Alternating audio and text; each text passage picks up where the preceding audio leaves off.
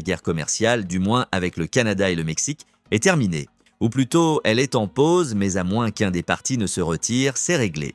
Cependant, la Chine ne cède pas. Elle tient bon, montrant clairement au monde qu'elle ne cédera pas à la pression des États-Unis. Ainsi, la Chine riposte avec ses propres tarifs. Mais voici le problème, la Chine dépend bien plus de l'économie américaine que l'inverse. Et avec son économie déjà en difficulté, une guerre commerciale totale n'est pas quelque chose qu'elle peut se permettre. C'était une journée mouvementée, alors décomposons exactement ce qui s'est passé et quel type d'accord a été conclu. D'abord, un rappel rapide sur les tarifs douaniers. Il y a quelques jours à peine, le président Trump a annoncé des tarifs massifs sur le Canada, le Mexique et la Chine. Le Canada et le Mexique ont fait face à un tarif de 25%, sauf pour les produits énergétiques comme le pétrole et le gaz qui ont eu 10%. La Chine, quant à elle, a reçu un tarif général de 10% en plus de ceux existants, ce qui signifie que tout ce qui était déjà taxé à un taux plus élevé est resté ainsi, tandis que tout le reste a soit grimpé à 10%, soit est resté inchangé. Maintenant, avec les tensions commerciales qui montent et les politiques économiques qui changent, les marchés deviennent plus volatiles. Si vous êtes un investisseur ou simplement quelqu'un qui essaie de protéger ses économies, vous devez être prêt pour ce qui va suivre. Nous avons préparé un guide d'investissement gratuit pour vous aider à naviguer en ces temps incertains, poser les bonnes questions et prendre des décisions financières intelligentes avant le prochain grand changement. Cliquez sur le lien dans la description pour le télécharger maintenant. Maintenant, la grande nouvelle, le Canada et le Mexique ont conclu un accord. Les tarifs initialement prévus pour entrer en vigueur le 4 février sont suspendus pour 30 jours. Et si les deux parties tiennent leurs promesses, cette pause pourrait durer encore plus longtemps. Commençons par le Mexique. Tôt lundi matin, les présidents Trump et Claudia Sheinbaum du Mexique ont fait une annonce conjointe.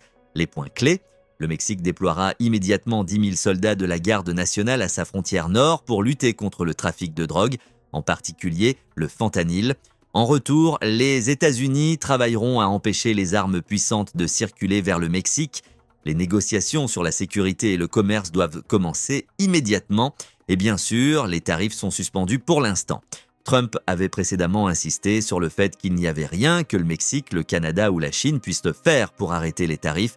Clairement, c'était juste une tactique dure, parce que nous voilà avec un accord sur la table.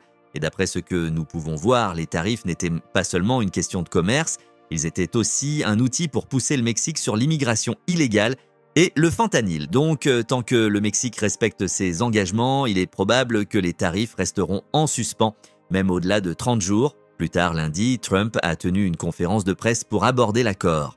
Sa déclaration officielle a confirmé les détails, 10 000 soldats mexicains à la frontière, une pause d'1 mois sur les tarifs et des négociations à venir dirigées par le secrétaire d'État Marco Rubio, le secrétaire au Trésor Scott Bessent et le secrétaire au commerce Howard Lutnick.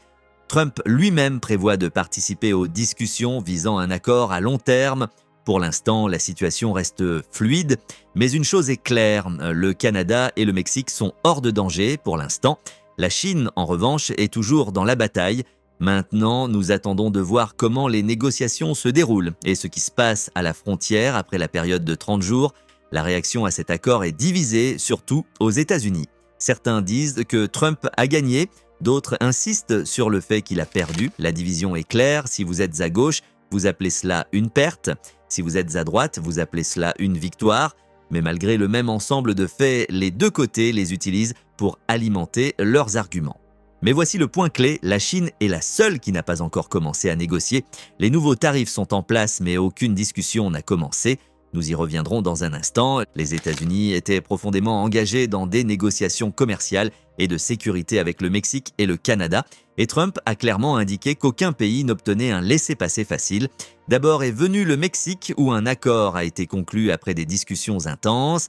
Le Mexique a accepté de déployer 10 000 soldats à la frontière pour combattre le trafic de fentanyl et l'immigration illégale, un problème que Trump a affirmé coûter aux États-Unis près de 300 000 vies par an. Mais lorsqu'on lui a demandé si le Canada ou la Chine pouvaient également être exemptés des tarifs, Trump n'a offert aucune garantie, disant « personne n'est exempté ». Et puis est venu le Canada.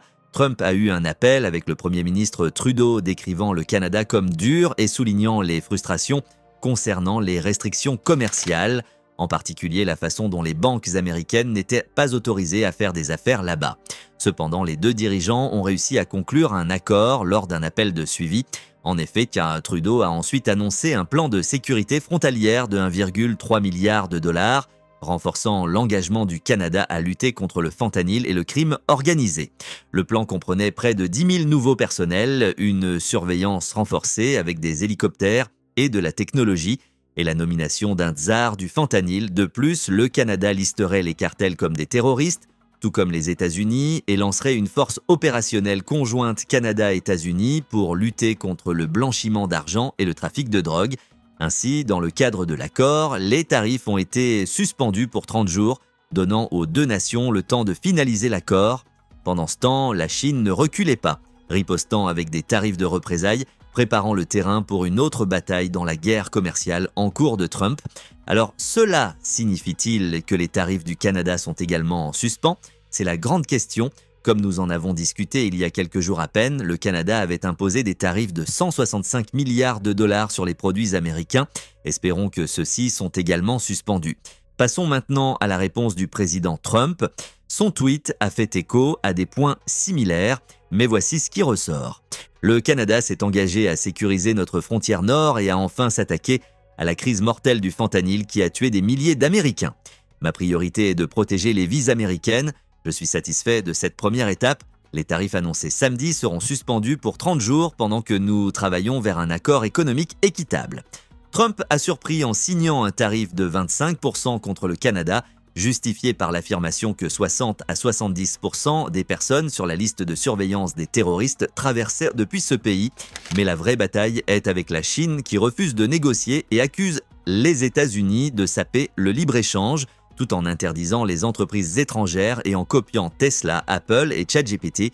Quand Washington menace TikTok, Pékin crie à la censure via Twitter, pourtant interdit en Chine. Côté tarifs, les États-Unis ont imposé 10% sur les importations chinoises, ciblant notamment les GPU haut de gamme, essentiels à l'IA et à l'armée chinoise. En représailles, Pékin taxe les métaux rares cruciaux pour les batteries et smartphones. Si elle pousse trop loin, d'autres pays exploiteront leurs propres ressources. Le 4 février, Trump a activé un nouveau tarif. Une minute avant son entrée en vigueur, la Chine a riposté avec ses propres sanctions contre les entreprises américaines et a porté plainte à l'OMC. Mais pour Trump, ce n'est pas qu'une guerre commerciale. Il l'associe à la lutte contre le fentanyl, responsable de 100 000 décès aux États-Unis en un an.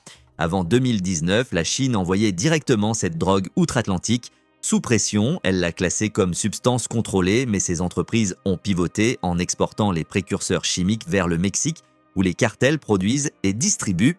Pékin minimise sa responsabilité. Si ce n'est pas produit en Chine, ça le sera ailleurs. Un aveu qui alimente encore plus la tension entre les deux puissances. Mais au lieu de négocier avec les États-Unis pour aborder la crise de la drogue, la Chine a riposté avec ses propres tarifs.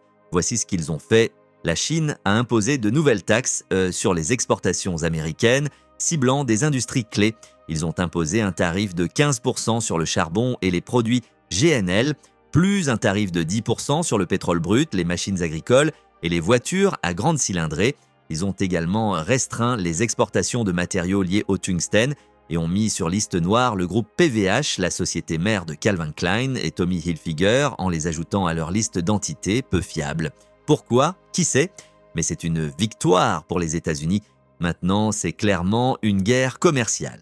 Les États-Unis ont imposé un tarif de 10% et la Chine a riposté avec des tarifs de 10 à 15% sur des produits américains clés. Mais voici ce que la plupart des gens manquent. Trump a également éliminé la disposition de minimis.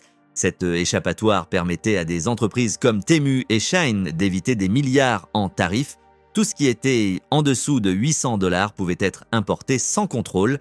Rien que l'année dernière, plus d'1 milliard de colis sont entrés aux États-Unis sous cette exemption.